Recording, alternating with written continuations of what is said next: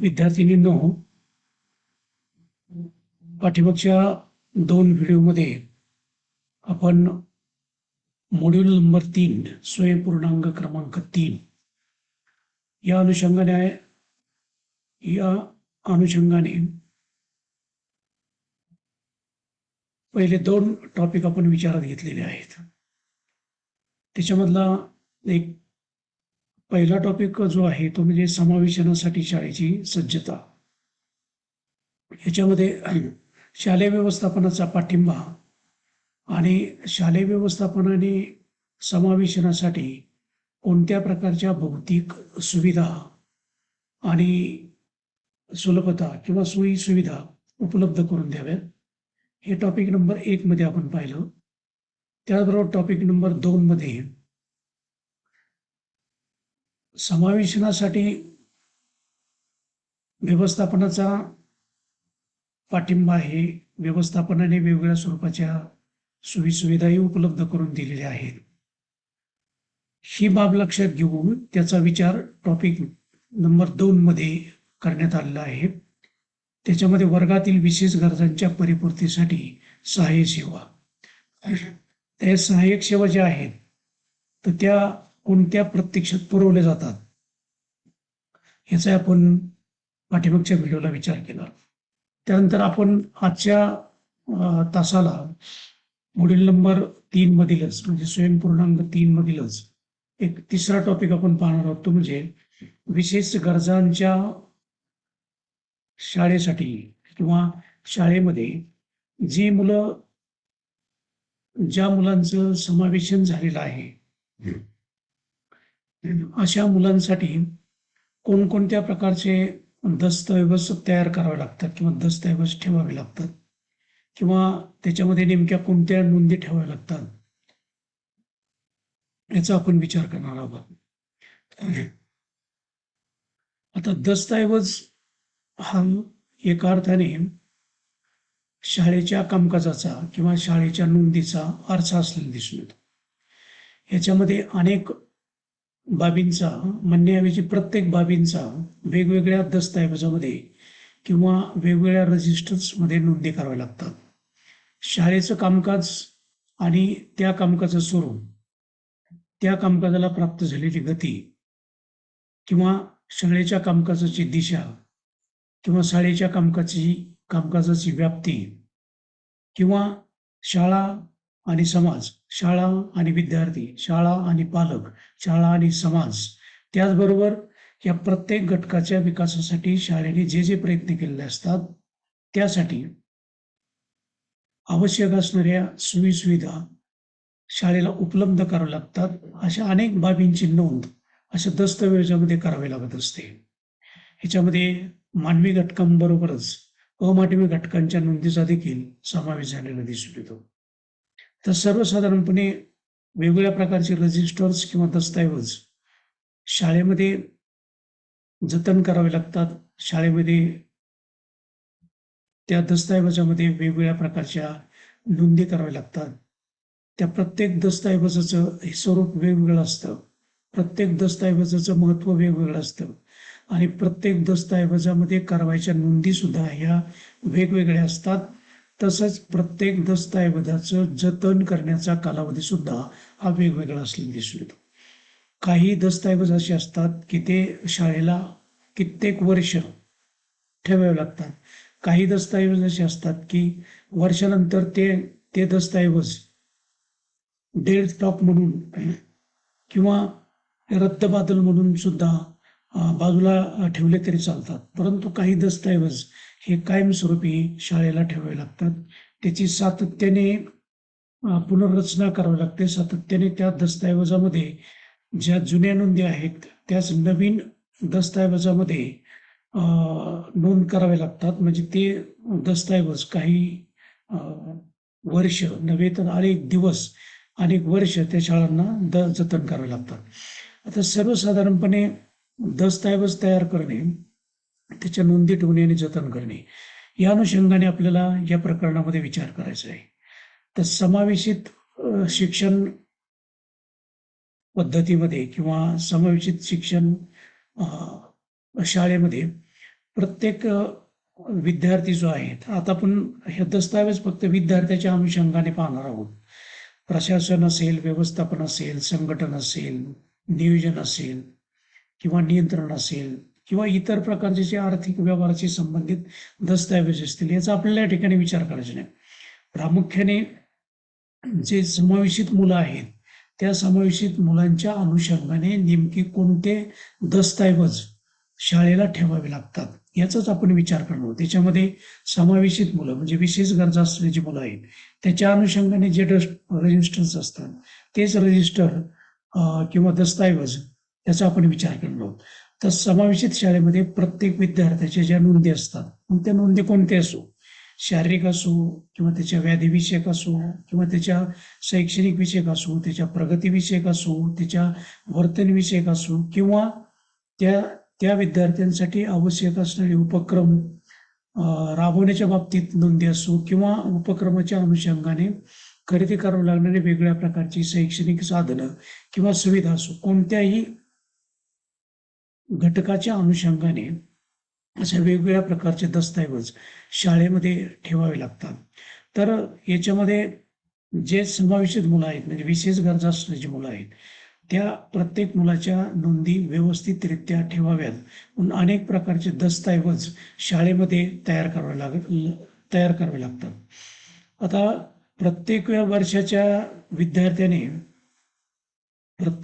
विद्यार्थ्याने केलेल्या प्रगतीची नोंद तर त्याच्यामध्ये करावीच लागते किंवा त्याच्या अनुषंगाने शाळेने ज्या ज्या गोष्टींचा विचार केलेला असेल, ज्या ज्या बाबींचा विचार केलेला असेल, अशा प्रत्येक बाबींचा किंवा गोष्टींचा विचार त्या दस्तऐवजामध्ये केलेला आपल्याला दिसून येतो.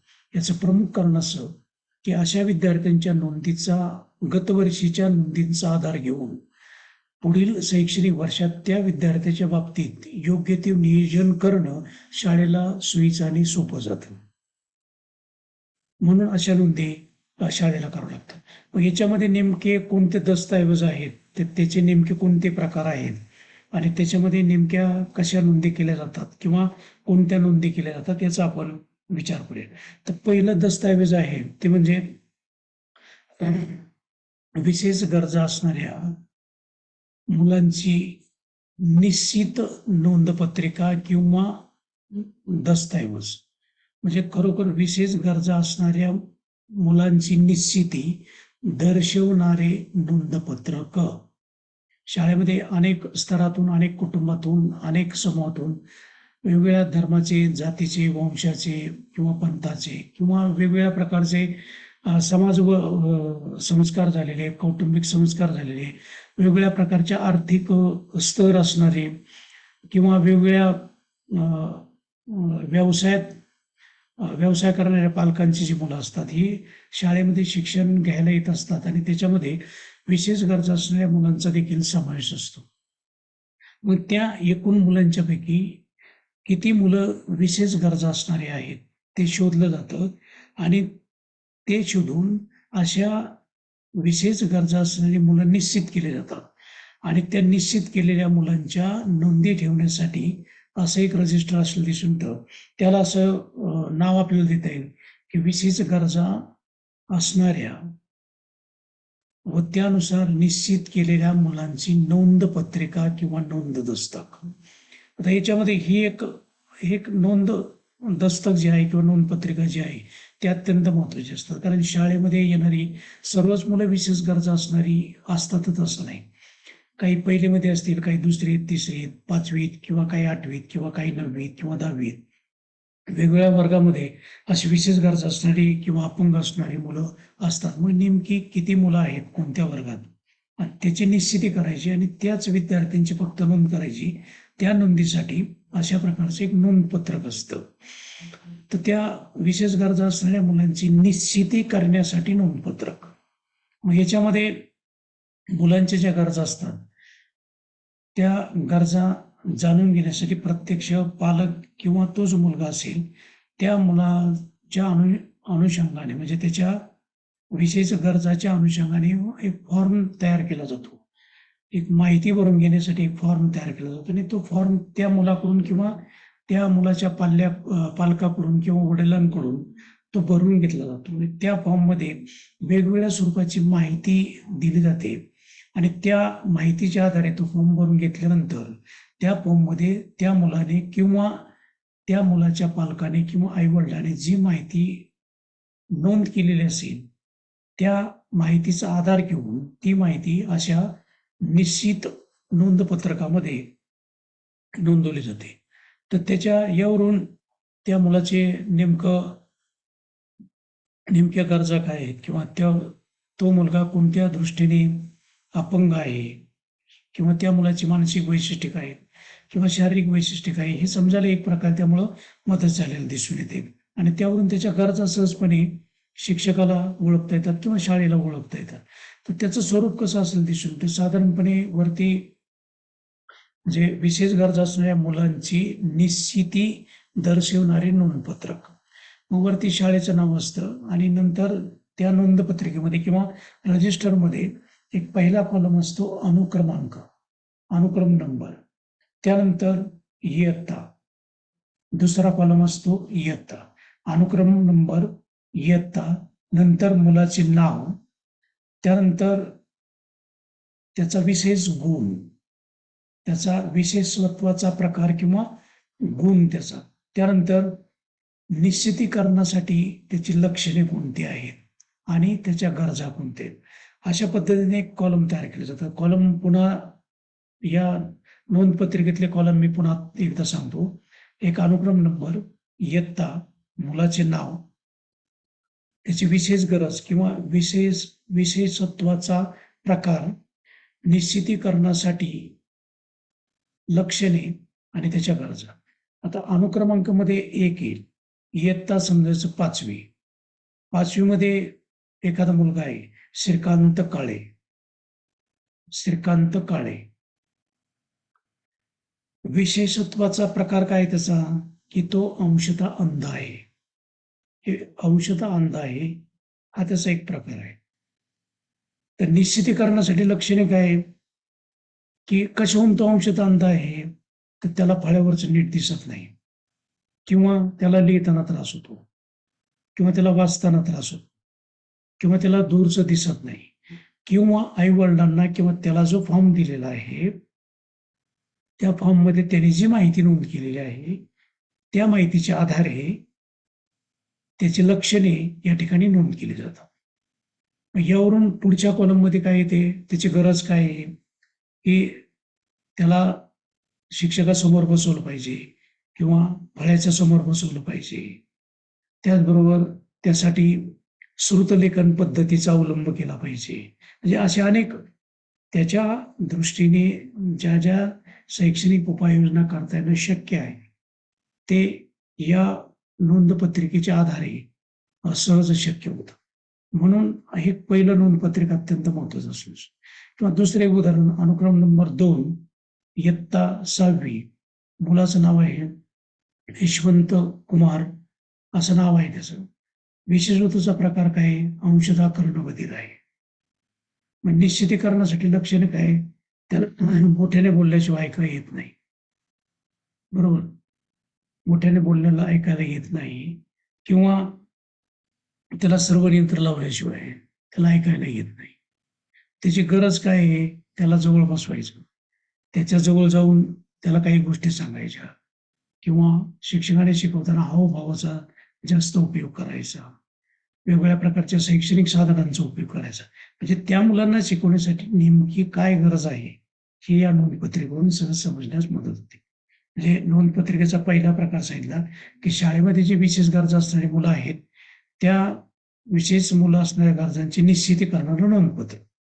मग तुम्हाला मी उदाहरण सांगितलं, अनुक्रम नंबर, इयत्ता, विद्यार्थीचे नाव, विशेषत्वाचा प्रकार म्हणजे तो अंशतः अंध आहे, अंशतः कर्णबधिर आहे, अंध आहे, हस्तिव्यंग आहे, मतिमंद आहे वगैरे वगैरे.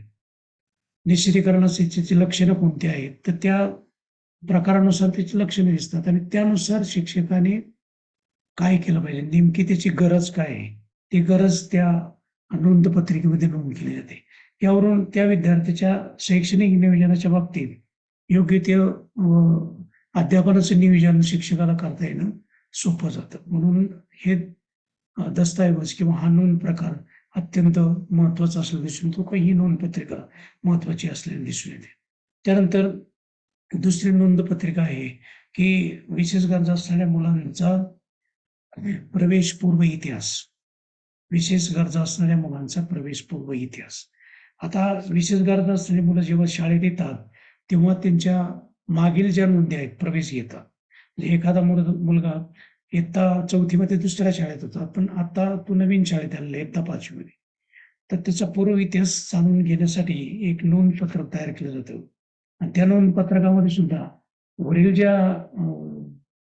नोंद पत्रकात जे कॉलम सांगितलेले आहेत, तेच कॉलम या ठिकाणी सांगितले जातात. परंतु त्याचबरोबर आणखी त्याची कौटुंबिक माहिती, पालकांची माहिती किंवा पालकांची पार्श्वभूमी याच्या अनुषंगाने त्या ठिकाणी विचार केलेला दिसून येतो.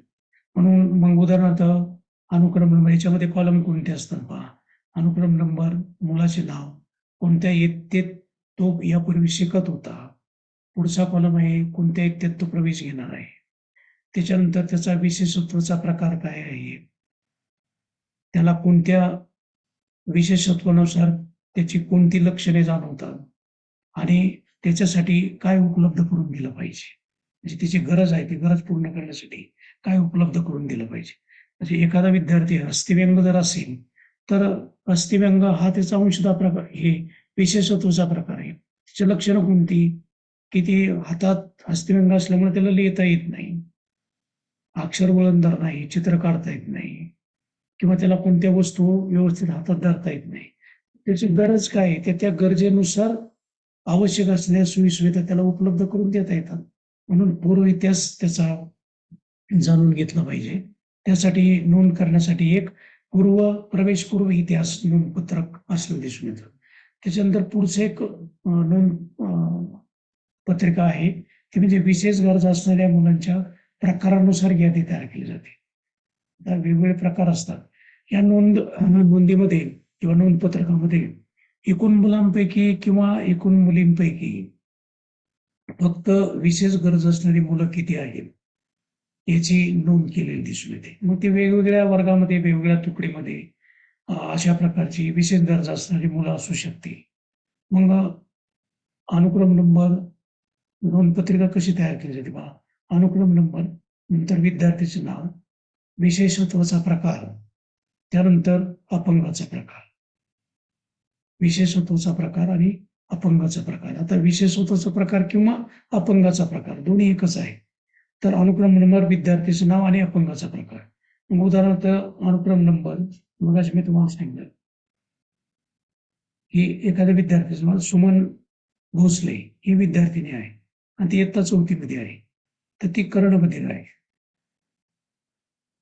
किंवा 2 नंबरचा अनुक्रम नंबर 2, प्रकाश काळे हा विद्यार्थी इयत्ता 7वी मध्ये शिकतो, पण तो हस्तिव्यंग आहे. एखादा विद्यार्थी बहुविकलांग असेल, एखादा विद्यार्थी अंशतः अंध असेल, एखादा विद्यार्थी अंशतः कर्णबधिर असेल, एखादा विद्यार्थी अध्ययन अक्षम असेल, म्हणजे त्याच्या अपंगत्वाच्या प्रकारानुसार त्याची त्या विद्यार्थ्याची नोंद केली जाते. त्याचा नेमका प्रकार काय. बऱ्याच वेळा काय होत असतं की एका विद्यार्थ्याच्या बाबतीत एकापेक्षा जास्त अपंगत्वाचे प्रकार असण्याची शक्यता नाकारता येत नाही. उदाहरणार्थ एखादा विद्यार्थी अंध असेल पण शारीरिकदृष्ट्या तो अपंगही असू शकेल. एखादा विद्यार्थी कर्णबधिर असेल तर तो अंधही असू शकेल. म्हणजे अशा प्रत्येक विद्यार्थीची, विशेष गरजा असणाऱ्या प्रत्येक विद्यार्थ्याची त्याच्या अपंगत्वानुसार नोंद करण्यासाठी हे नोंद रजिस्टर महत्वाचं असं दिसून येतं. पहिलं नोंद रजिस्टर सांगितलं की शाळेमध्ये जे विद्यार्थी येतात त्या मुलांची निश्चिती दर्शवणारे निश्चित विशेष गरजा असणाऱ्या मुलांचं नोंदपत्र. दुसरं प्रवेशपूर्व इतिहास दर्शवणारं नोंदपत्र. तिसरं पत्रक सांगितलं तुम्हाला विशेष गरजा असणाऱ्या मुलांच्या प्रकारानुसार नोंदपत्रक. याच्यामध्ये प्रकारानुसार त्याच्यामध्ये नोंद केली जाते. आणि शेवटचा एक त्याच्यामध्ये कॉलम असं दिसून येतो एकूण कर्णबधिर किती आहेत, त्यानंतर अस्थिव्यंग असणारे किती आहे, अंध किती आहेत, अंशतः कर्णबधिर किती आहेत, अंशतः अंध किती आहेत, अस्थिव्यंग असणारे किती आहे, अध्ययन अक्षम असणारे किती आहेत किंवा स्वमग्न असणारे किती आहेत, टोटल संख्या किंवा एकूण संख्या प्राप्त व्हायला किंवा समजायला या नोंदपत्रकामुळे आपल्याला एक प्रकारे मदत झालेली दिसून येते. त्यानंतर पुढचं एक नोंदपत्रक आहे की वस्तूंची नोंदपत्रिका देवघेव म्हणजे अध्ययनक्षम किंवा विशेष गरजा असणाऱ्या मुलांना किंवा विद्यार्थ्यांना आवश्यक दिलेल्या वस्तूंची नोंदपत्रिका. आता शाळेतील विशेष गरजा असणाऱ्या मुलं जे असतात त्यांना त्यांच्या प्रकारानुसार वेगवेगळ्या प्रकारचं अध्यापन साहित्याचं वाटप करावं लागतं किंवा अध्यापन साहित्य अशा मुलांना द्यावं लागतं आणि त्याची नोंद ज्या नोंदपत्रिकेमध्ये केली जाते त्याला वस्तूची नोंदपत्रिका म्हणजे वाटप वस्तू नोंदपत्रक असं म्हटलं जातं. आता उदाहरणार्थ एखादा अस्थिव्यंग असणारा एखादा मुलगा इयत्ता 5वी मध्ये किंवा 6वी मध्ये प्रवेश घेत असेल तर अशा मुलाने पूर्वीची शाळा सोडून ह्या नवीन शाळेत प्रवेश घेताना त्यांनी जो दाखला दिलेला असतो त्या दाखल्यापासून अशा नोंदी या वस्तू वाटप नोंदपत्रिकेमध्ये केलेल्या आपल्याला दिसून येतो. याच्यामध्ये सर्वसाधारणपणे कोणत्या गोष्टी असलेल्या दिसून येतात की विद्यार्थ्याचं नाव, याच्यामध्ये अनुक्रम नंबर, इयत्ता, विद्यार्थ्याचे नाव, त्याचा अपंगत्वाचा प्रकार आणि त्याला दिलेलं साहित्य.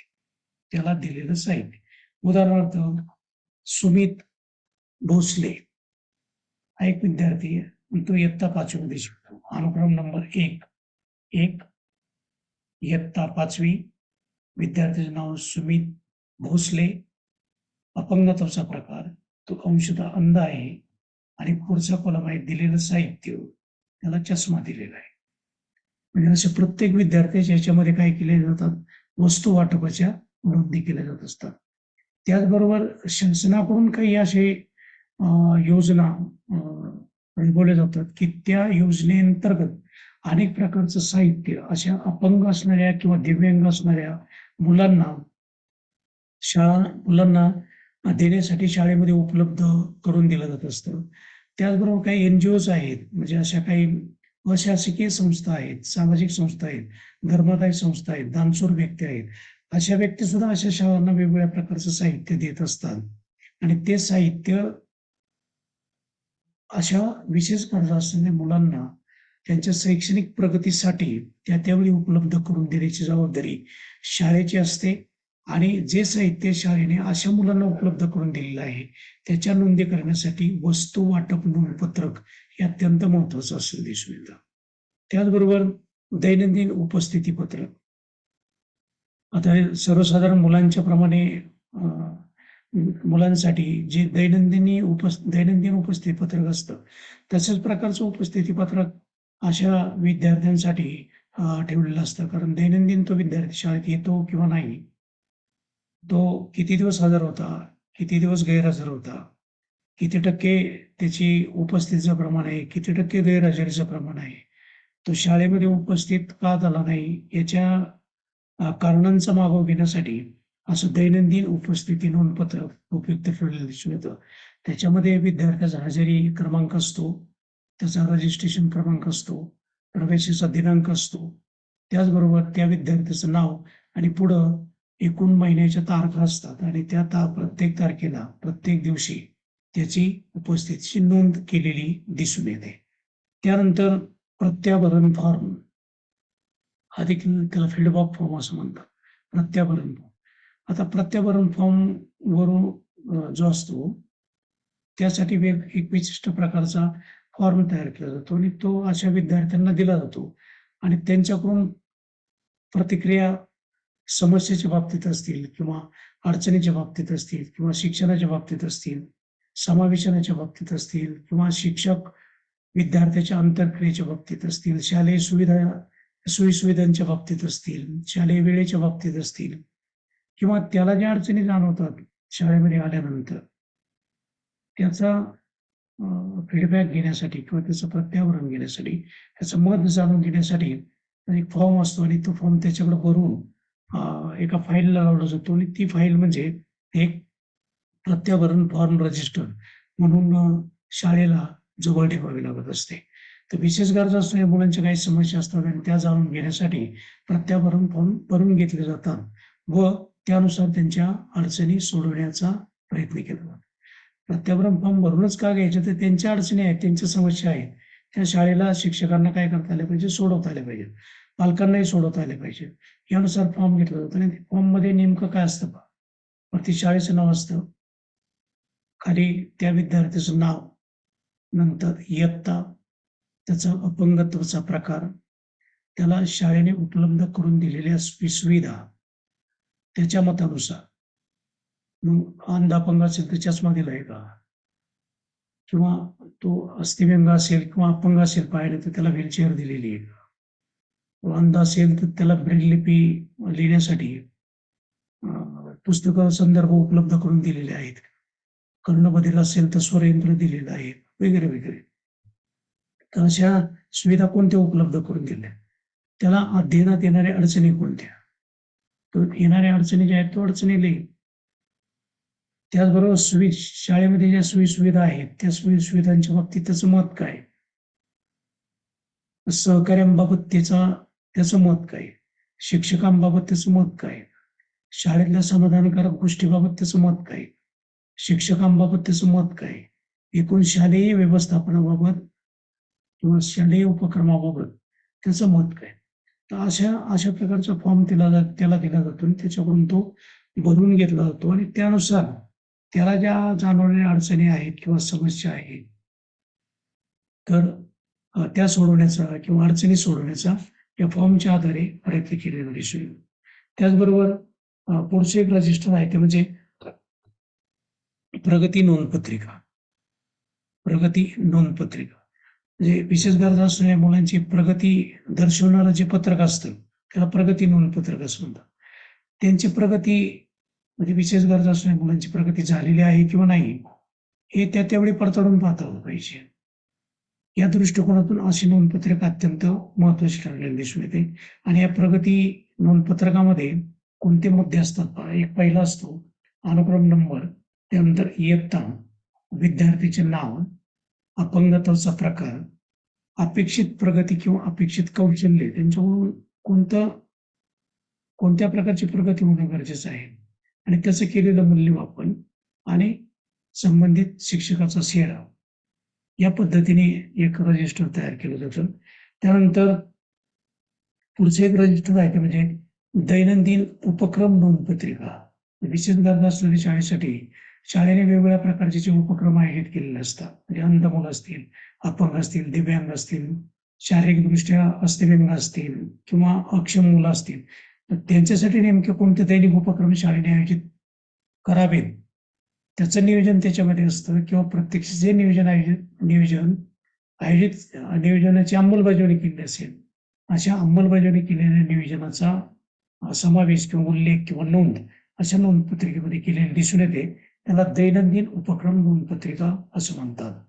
अशा प्रकारे वेगवेगळ्या स्वरूपाचे दस्तऐवज शाळेला विशेष गरजा असणाऱ्या मुलांच्या अनुषंगाने ठेवावे लागतात. त्याच्यापैकी पहिलं मी तुम्हाला सांगितलं की शाळेत जी मुलं येतात विशेष गरजा असणाऱ्या मुलांची निश्चिती दर्शवणारे नोंदपत्रक, हे 2 प्रवेशपूर्व इतिहास नोंदपत्रक, 3 मुलांच्या प्रकारानुसार नोंदपत्रक, त्यानंतर वस्तूंची देवघेव नोंदपत्रक, त्यानंतर दैनंदिन उपस्थिती नोंदपत्रक, प्रत्याभरण फॉर्म, त्यांची प्रगतीविषयक मूल्यमापन नोंदपत्रक आणि दैनंदिन उपक्रम नोंदपत्रक.